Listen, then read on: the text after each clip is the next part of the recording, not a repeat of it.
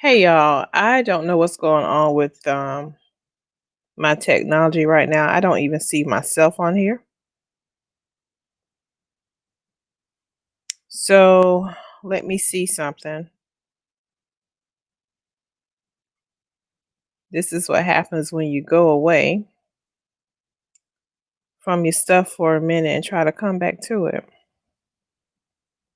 So let's see if you all can see me at all or if I need to start over.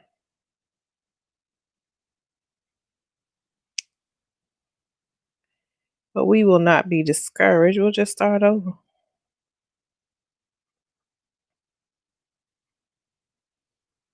Okay, it says that I'm live, but I don't see anything. So let me do this right here. Let me see what's going on, y'all. Give me a minute.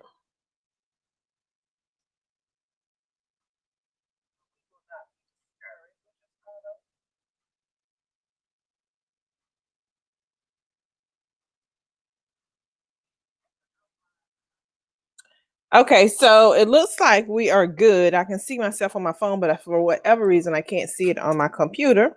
But we're going to go ahead and get going. Hopefully, I can see your comments. So I'm going to keep this open to make sure I can see comments.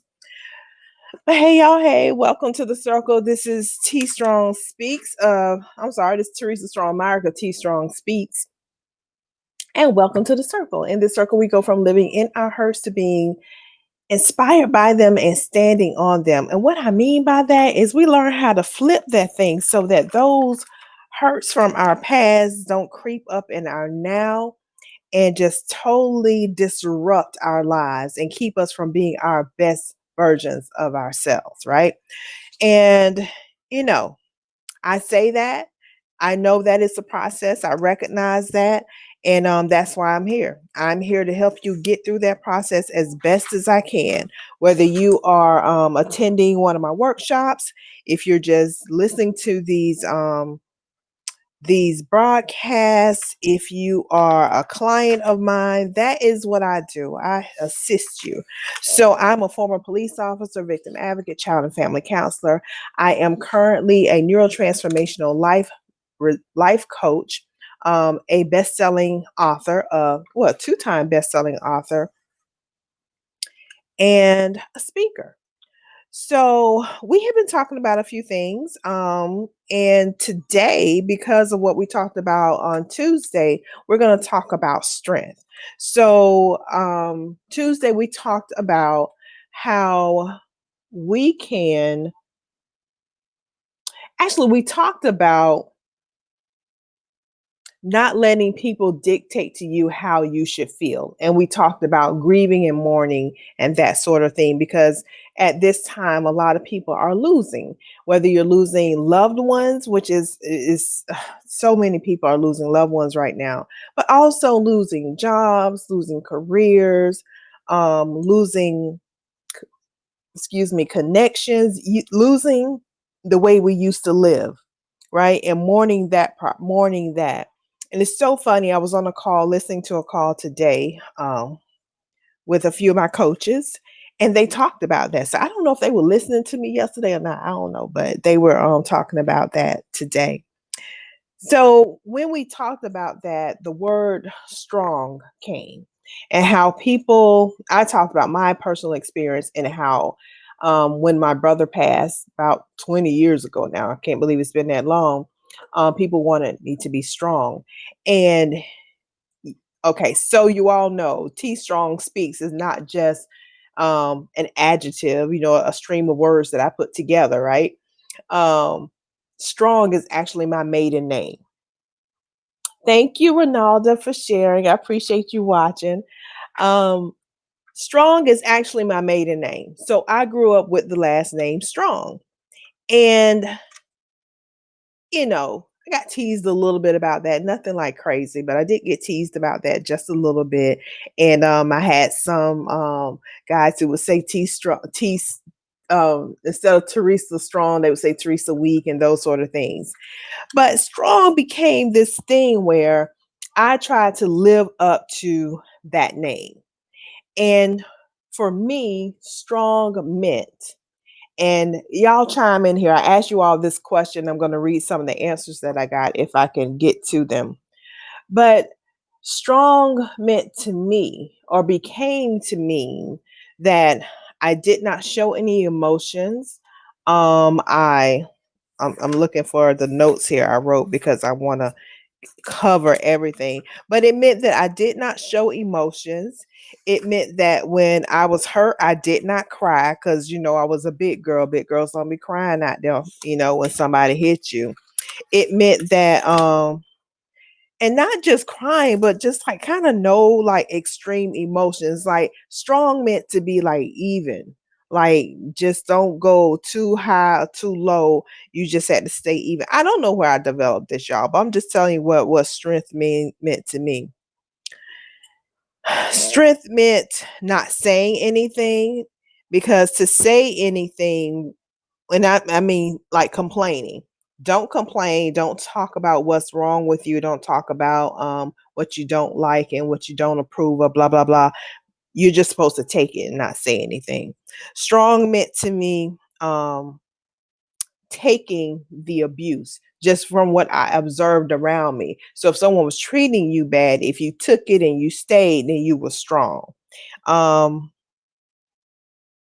Strong meant taking charge of situations and always being in control. That's what strong meant to me. Hey Liz, how are you? I haven't seen you in a bit. Good to see you. Strong also meant not backing down.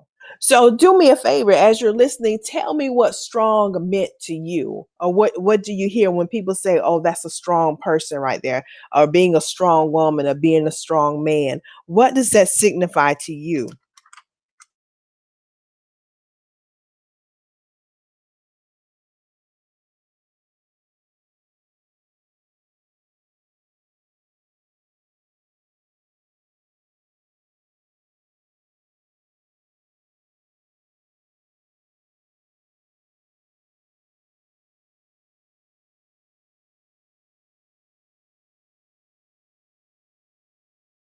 Just life, and going through the things that I've gone through, growing and maturing and understanding what that really is to be strong.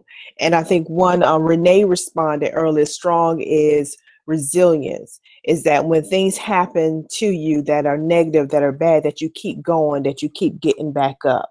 So that was one example of that. Am I frozen now? Okay. Y'all, it's a trip over here. I don't know what's going. Well, I know what's going on the internet. Everybody's on it. Um, so that was one example. Um, I can't. Or Karen just wrote one too. I have to go back and find what she said. But what are your definitions of strength?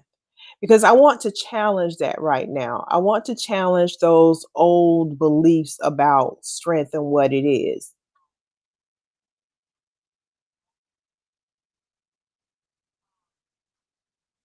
Because I believe there's strength in vulnerability, right? There's strength in vulnerability. And what and how I want to break that down is this. When we are not allowing ourselves to show emotion, it's many times, I don't want to generalize, but many times it's because we are afraid of what people will think or say or do because of our emotions. We don't feel as if we will be supported or that we will be judged if we show our true emotions. And I will tell you that that is running, that is hiding. When you are not showing your emotions and you're keeping them suppressed and buried, then that is hiding from um, the reality of your situation. There's strength in facing that. There's strength in allowing yourself to feel. There's strength in knowing that if you feel that now, then you won't have to have the residual effect of that blowing up later, right? There is strength in honoring where you are in a moment and living that truth right then. And I want to also say is that you can connect to people so much better if you are vulnerable and telling them what is really going with on with you, instead of living that the facade of everything's perfect, everything's fine, nothing is affecting me, because that is not the truth. That is not the truth. So there is strength in truth. There is strength in honoring your feelings and emotions at the time. And I want to go back to the examples I gave, because I think what we really are doing, it's not that we're trying to show that we're strong, but we're trying to show that we're not weak. Right? Because weak is that place where we can be taken advantage of. Weak is that place where people are judging us, or whatever you think weak is, right? So we don't want to be weak. So we are putting up this, I need to be extra strong so that I look good, that I can be respected. And I'm just going to challenge that today and just tell you, you have more. And Sean, my coach Sean says this so much better, and I'm trying to remember, but you can relate to people so much more in um your mess than you can in your perfection, your strive for perfection. So this is what I'm saying. If you have if I show up and I want to help you get through your issues, and I have never experienced that issue before, and all I can tell you is what I read in books to try to help you, and then someone else comes along and they have experienced that thing that you're experiencing. They have gone through that. And I'm going to use this just came up in my mind, the experience of losing a child. Now I can talk to somebody about the grief of losing someone, but if I've lost a child, that's a different connection. Because I know with my mom, she purposely reached out to people who she knew had lost a child, because she went through that experience, and she knows that that's kind of a lonely experience if you don't have people around you who have been through that. So, you know, if I come to you with no experience in what you have gone through, then it's a little bit different. Your connection to me is not as deep as if I come in and I tell you exactly who I am, what I'm feeling, the shame that I felt in the past, how I got over it, and the lowness I felt, the loneliness. Then you can say, "Oh, she's experienced that." Experiencing it is so much different than learning it intellectually, right? And I know what I'm going to talk about that later too, because that's a different thing.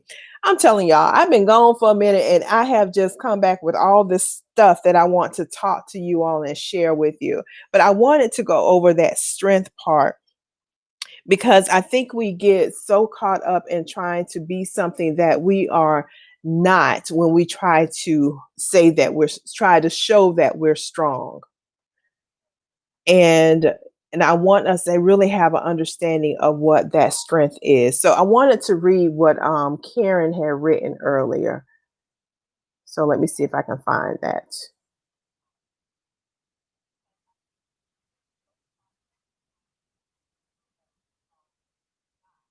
Oh, here we go.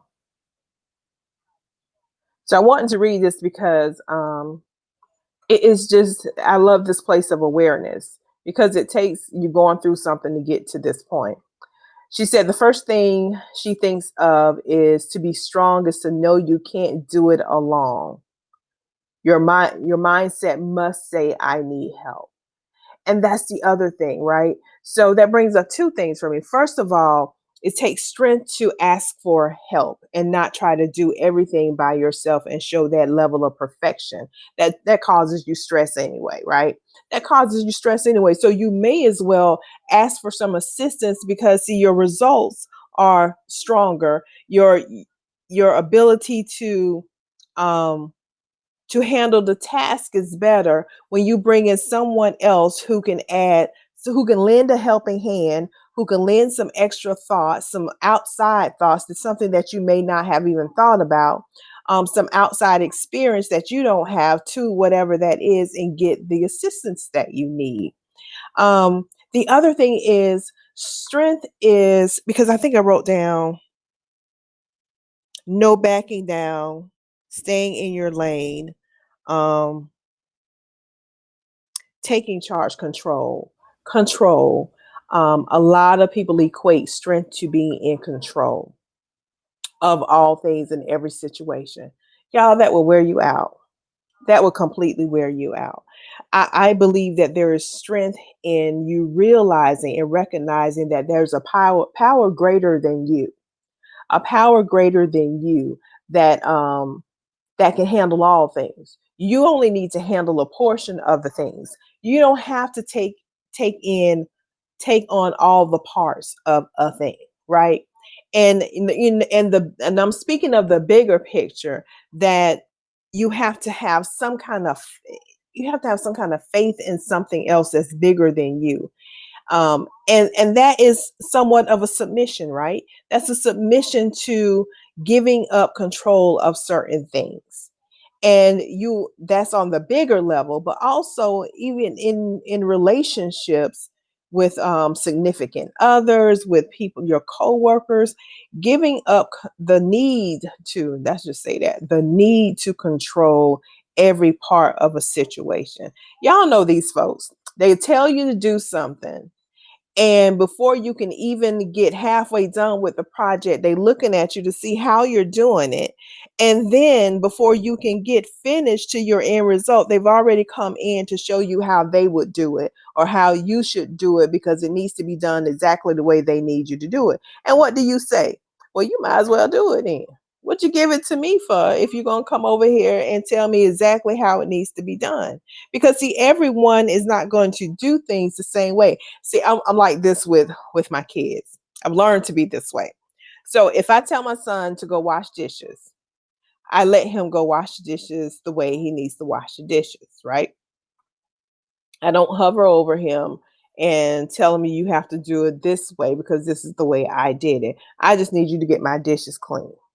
And I'm good with that. I'm not going to worry about how much soap you use. I'm not going to do that because that's just extra stress for me. And I want to give him the I want to trust that want to give him the trust that he'll that I give him the notion, let him know that I trust that he'll get the job done, first of all.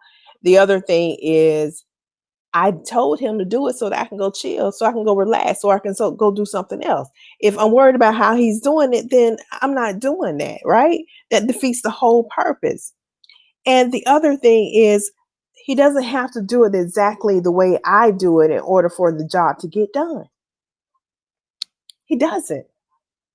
So whether he loads the water in the sink or if he does the dishes one by one, long as they get done. Now, if I go and get me a dish and it ain't clean, then what you gonna have? He's gonna have to go back in that kitchen and do it again, right? But anywho, we have to release that need to control every part. So there's strength in delegation.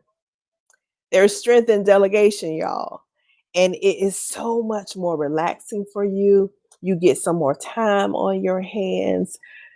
Y'all, I'm just saying, you don't have to be strong all the time, or that perception of strong all the time. There is strength in what we perceive as weakness.